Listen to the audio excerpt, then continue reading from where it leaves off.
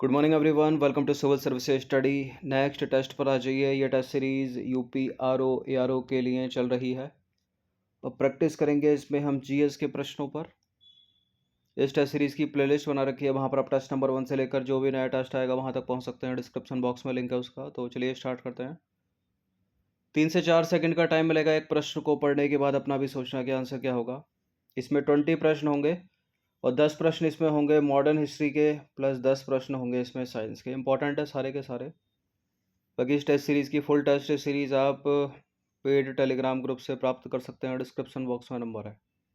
तो पहला प्रश्न है, महात्मा गांधी ने अखिल भारतीय हरिजन संघ की स्थापना 1932 में कहाँ की थी? ठीक है, प्रश्न किसी भी तरह से पूछा जा सकता है। किसने की थी? तो महात्मा गांधी ने की थी। कहाँ की थी? वर्धा आश्रम, साबरमती आश्रम, पुणे की यराबदा जेल या दक्षिण अफ्रीका के नटाल? इसका answer option number C, Yerawada jail, Pune. देखिए, अखिल भारतीय हरिजन सेवक संघ एक स्वतंत्र राष्ट्रीय स्तर का गैर लाभकारी स्वैच्छिक संगठन है जिसे अखिल भारतीय अस्पृश्यता विरोधी लीग के रूप में भी जाना जाता है। इसकी स्थापना 30 सितंबर 1932 में पुणे की यराबदा जेल में महात्मा गांधी ने, ठीक है, महात्मा गांधी ने की, जिसके परिणाम स्वरूप ऐतिहासिक पूना समझौता हुआ। तो 1932 महात्मा गांधी का नाम याद रखिएगा, पुणे की यराबदा जेल में। दूसरा प्रश्न, निम्नलिखित में से कौन सी रचना राजेंद्र प्रसाद की नहीं है? Basic concept of Quran, India divided, Mahatma Gandhi and Bihar some reminiscences, Satyagraha at Champaran. Doctor Rajendra Prasad Bharat के पहले राष्ट्रपति, बिहार में जन्मे थे ये। सत्याग्रह एट चंपारण इनकी रचना है या कृति है। महात्मा Gandhi and Bihar some reminiscences ये भी है। इंडिया डिवाइडेड भी है। बेसिक कॉन्सेप्ट ऑफ कुरान नहीं है। यह है मौलाना अबुल कलाम आजाद की रचना।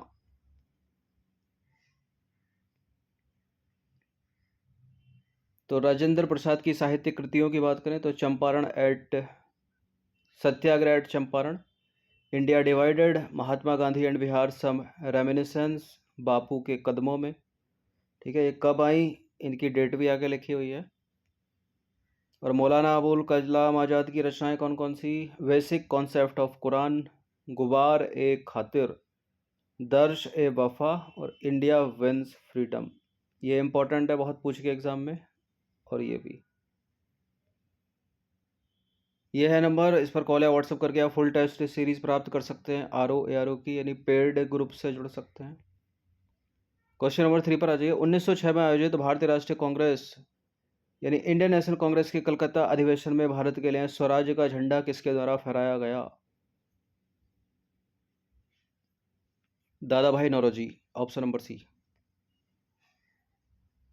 देखिए, दादा भाई नौरोजी द्वारा 1906 में भारतीय राष्ट्रीय कांग्रेस के कलकत्ता अधिवेशन में स्वराज्य का झंडा फहराया गया।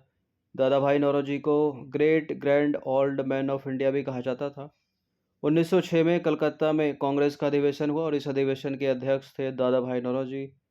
1906 में कलकत्ता में आयोजित कांग्रेस अधिवेशन में दादा भाई नौरोजी की अध्यक्षता में कांग्रेस ने स्वशासन या स्वराज्य को कांग्रेस का लक्ष्य घोषित किया। राष्ट्रगीत वंदे मातरम पहली बार गाया गया कब? कलकत्ता अधिवेशन 1906, कलकत्ता अधिवेशन 1911, कलकत्ता अधिवेशन 1896, सूरत अधिवेशन 1907। ये सारे अधिवेशन इंपॉर्टेंट है। क्या क्या इनमें हुआ ये पूछा जाता है एग्जाम में। तो राष्ट्रगीत वंदे मातरम पहली बार गाया गया कलकत्ता अधिवेशन 1896 में। ऑप्शन नंबर ए है इसका आंसर। ये है अधिवेशन, ये है कार्य, क्या क्या हुए। जैसे कलकत्ता अधिवेशन 1896 में राष्ट्रगीत वंदे मातरम पहली बार गाया गया। कलकत्ता अधिवेशन 1906 में स्वराज्य शब्द का पहली बार उल्लेख किया गया। सूरत अधिवेशन 1907 सूरत विभाजन हुआ, यानी जो कांग्रेस थी वो दो पार्टियों में डिवाइड हो गई, चरमपंथी और नरमपंथी, यानी लेफ्टिस्ट राइटिस्ट। कलकत्ता अधिवेशन 1911 जनगण मन पहली बार गाया गया। लखनऊ अधिवेशन 1916 लखनऊ समझौता हुआ और ये जो अलग हो गए थे 1907 में, ये फिर से एक हो गए। बनारस अधिवेशन कांग्रेस का 1905 में क्या हुआ? बंगाल के विभाजन के खिलाफ आक्रोश दिखाया गया। तो ये याद रखिएगा सब।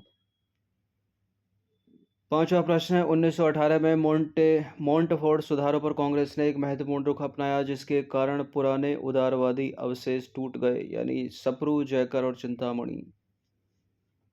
जिन्होंने गठन किया किसका? उदारवादी, मतलब ये तीन लोग उदारवादी थे, ये नरमपंथी थे, अलग हो गए कांग्रेस से। अब इन्होंने अलग होकर क्या गठन किया? स्वराज्य पार्टी का, भारत सेवक समाज का, इंडियन नेशनल लिबरल फेडरेशन का, इनमें से किसी का भी नहीं। इन्होंने गठन किया इंडियन नेशनल लिबरल फेडरेशन का। ऑप्शन नंबर ए है इसका आंसर।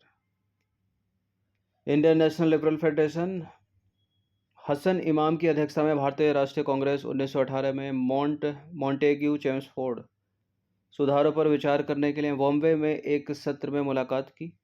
1918 की मॉन्टेग्यू की रिपोर्ट को सार्वजनिक किया गया। इसे लेकर कांग्रेस में फूट थी। नरमपंथियों ने इसका स्वागत किया जबकि उग्रवादियों ने इसका विरोध किया। इसने 1919 में इंडियन नेशनल लिबरल फेडरेशन वाले उदारवादी नेताओं के साथ कांग्रेस में एक विद्वता पैदा की। देखिए, सुरेंद्र नाथ बनर्जी के नेतृत्व में कांग्रेस के कुछ दिग्गज नेताओं ने सुधारों को स्वीकार कर लिया और कांग्रेस छोड़ दी। यह गुट बाद में उदारवादी के रूप में जाना गया और इंडियन लिबरल फेडरेशन की स्थापना की। पार्टी की स्थापना सुरेंद्र नाथ बनर्जी ने की थी और इसके कुछ प्रमुख नेता तेज बहादुर सप्रू, एस श्रीनिवास शास्त्री और एम.आर. जयकर थे। तेज बहादुर सप्रू उदारवादियों के बीच सबसे महत्वपूर्ण नेता के रूप में उभरे। क्वेश्चन नंबर 6 पर अजय, चौरी चौरा की घटना में गुस्साई भीड़ ने थाने में आग लगा दी और 122 पुलिस कर्मियों को जला दिया। गुस्साई भीड़ ने थाने में आग लगा दी, 82 पुलिस कर्मियों को जला दिया, 78 पुलिस कर्मियों को जला दिया, 22 पुलिस कर्मियों को जला दिया। क्या है इसका आंसर? चौरी चौरा की घटना में गुस्साई भीड़ ने थाने में आग लगा दी और 22 पुलिस कर्मियों को जला दिया। डी है इसका आंसर। तो चौरी चौरा की घटना 4 फरवरी 1922 को चौरी चौरा उत्तर प्रदेश के गोरखपुर जिले में गुस्साई भीड़ ने थाने में आग लगा दी और 22 पुलिस कर्मियों को जला दिया गया। इसके कारण गांधी जी ने 12 फरवरी 1922 को अचानक असहयोग आंदोलन वापस ले लिया। नंबर 7 पर अजय निम्नलिखित में से कौन सा सही सम्मिलित नहीं है? यह आंदोलन, यह वर्ष। स्वदेशी आंदोलन 1905-1908, खिलाफत आंदोलन 1916-1918, सविनय अवज्ञा आंदोलन 1930, भारत छोड़ो आंदोलन 1942। क्विट इंडिया मूवमेंट यानी भारत छोड़ो आंदोलन 1942, सविनय अवज्ञा आंदोलन यानी सिविल डिसोबिएंट मूवमेंट 1930, स्वदेशी आंदोलन 1905 से 1908। खिलाफत गलत है भाई, खिलाफत होगा 1919 से 1922। तो स्वदेशी आंदोलन की जो समय है 1905 से 1908, खिलाफत आंदोलन 1919 से 1922 होना चाहिए। सविनय अवज्ञा आंदोलन 1930 और भारत छोड़ो आंदोलन 1942। ये दो कथन दिए हैं, कथन 1, कथन 2। चौरी चौरा की घटना 4 फरवरी 1922 को घटित हुई। इसके कारण गांधी जी ने सविनय अवज्ञा आंदोलन वापस ले लिया। इसमें कोई वो नहीं है, मतलब स्पष्टीकरण वाला, सीधे लिखा है दोनों सही हैं, दोनों गलत हैं, कोई एक इनमें सही है, कोई एक इसमें गलत है। तो चौरी चौरा की घटना 4 फरवरी 1922 को ही सही है। इसके कारण गांधी जी ने असहयोग आंदोलन वापस लिया था ना, न कि 1930 का सविनय अवज्ञा आंदोलन। गलत है दूसरा वाला स्टेटमेंट। तो कथन 1 सही है, कथन 2 गलत है। सी है आंसर, सिंपल। देखिए, चौरी चौरा की घटना 4 फरवरी 1922 को उत्तर प्रदेश के गोरखपुर जिले में हुई। गुस्साई भीड़ ने थाने में आग लगा दी और 22 पुलिसकर्मियों को जला दिया। इसके कारण गांधी जी ने 12 फरवरी 1922 को असहयोग आंदोलन वापस ले लिया। असहयोग आंदोलन में भाग लेने के दौरान भगवान दीन अहीर के नेतृत्व में प्रदर्शनकारियों का एक बड़ा समूह पुलिस से भिड़ गया और जवाबी कार्रवाई में प्रदर्शनकारियों द्वारा एक पुलिस स्टेशन पर हमला किया गया और पुलिस स्टेशन में आग लगा दी गई। इस घटना में 3 नागरिक और 22 पुलिसकर्मी मारे गए। महात्मा गांधी हिंसा के सख्त खिलाफ थे और इस घटना के परिणामस्वरूप 12 फरवरी 1922 को राष्ट्रीय स्तर पर असहयोग आंदोलन को स्थगित कर दिया गया और हर साल भारत में 4 फरवरी को क्या मनाते हैं? शहादत दिवस के रूप में मनाया जाता है।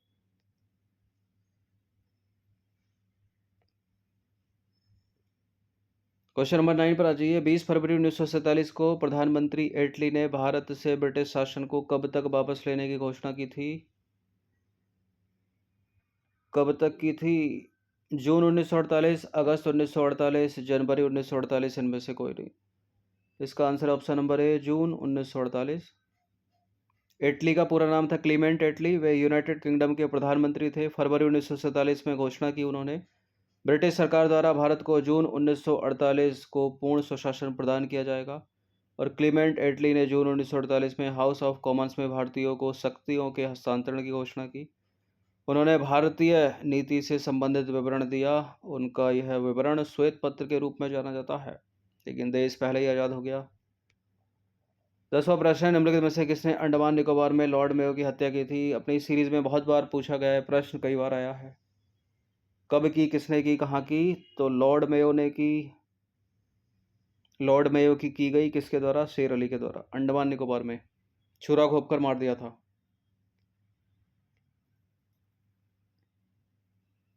देखिए 1872 में शेर अली के द्वारा अंडमान निकोबार के पोर्ट ब्लेयर में वायसराय लॉर्ड मेयो की हत्या कर दी गई। ठीक है, शेर अली ने लॉर्ड मेयो को छुरा घोंपकर मार डाला था और इसको आजीवन कारावास की सजा दी गई शेर अली को दंड के रूप में। लॉर्ड मेयो के शासनकाल की बात करें तो 1869 से 1872 क्या क्या किया इसने? राज्य रेलवे का पुनर्स्थापना की, कृषि और वाणिज्य विभाग की स्थापना की, भारत के सांख्यिकी सर्वेक्षण की स्थापना की और भारतीय राजकुमारों के राजनीतिक प्रशिक्षण के लिए कठियावाड़ में राजकोट कॉलेज खोला और अजमेर में मेयो कॉलेज खोला। यहाँ से स्टार्ट हो जाती है जनरल साइंस। निम्नलिखित में से किसका उपयोग परमाणु रिएक्टर में कंट्रोल रॉड यानी नियंत्रक छड़ों के रूप में किया जाता है? शीशे का, कैडमियम का, खारा पानी, कार्बन डाइऑक्साइड।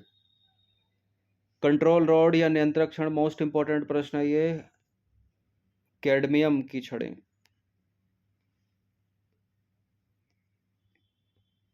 देखिए इसमें होता है, एक तो होता है मंदक यानी मॉडरेटर, एक होता है शीतलक यानी कूलेंट, और एक होता है नियंत्रक छड़ें यानी कंट्रोल स्टिक कह लो या कंट्रोल रॉड कह लो।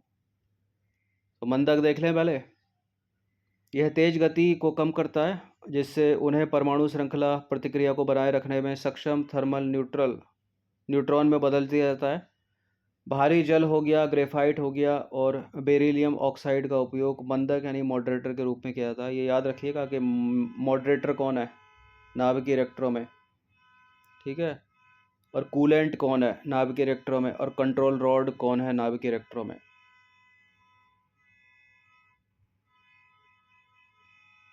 देखिए कूलेंट विखंडन के दौरान बड़ी मात्रा में ऊर्जा निकलती है, जिसके परिणाम स्वरूप प्लांट के तापमान में वृद्धि होती है और संयंत्र के तापमान को कम करने के लिए रिएक्टर के माध्यम से वायु, जल या कार्बन डाइऑक्साइड जैसे शीतलक प्रवाहित किए जाते हैं।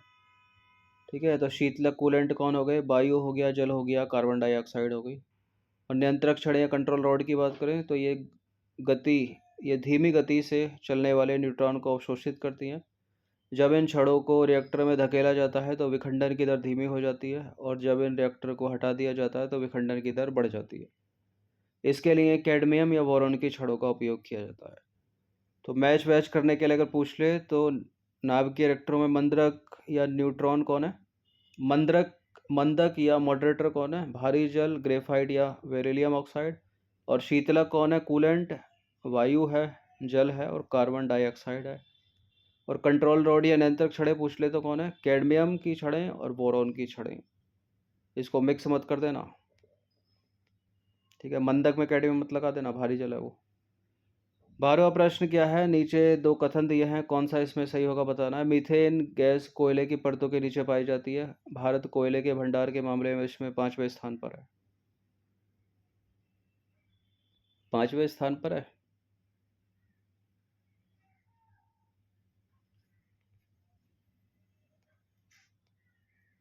ये करेक्ट है, दोनों के दोनों स्टेटमेंट ए है इसका आंसर। देखिए मीथेन गैस यानी CH4 कोयले की परतों के नीचे पाई जाती है। इसे ड्रिल किया जाता है तथा नीचे उपस्थित भूमिगत जल को हटाकर इसे प्राप्त किया जाता है, इसलिए इसे कोल बेड मीथेन कहा जाता है। कोल बेड मीथेन एक अपरंपरागत गैस का भंडार है। यह कोयले की चट्टानों में प्रत्यक्ष तौर पर मौजूद रहती है। भारत कोयले के भंडार के मामले में 5वें स्थान पर है और इस दृष्टिकोण से कोल बेड मीथेन स्वच्छ ऊर्जा का एक बेहतर विकल्प हो सकता है। सरकार द्वारा नियुक्त जो किरीट पारिक पैनल है निम्नलिखित में से किससे संबंधित है? यूरेनियम के निष्कर्षण से नहीं है, सामरिक पेट्रोलियम रिजर्व से नहीं है, गैस मूल्य निर्धारण से है। देखिए, सरकार ने गैस मूल्य निर्धारण पर किरीट पारिक पैनल नियुक्त किया और इस पैनल ने उपभोक्ताओं के लिए उचित मूल्य सुनिश्चित करने और वर्ष 2030 तक भारत की ऊर्जा में गैस की हिस्सेदारी 15% तक बढ़ाने की सिफारिश की है।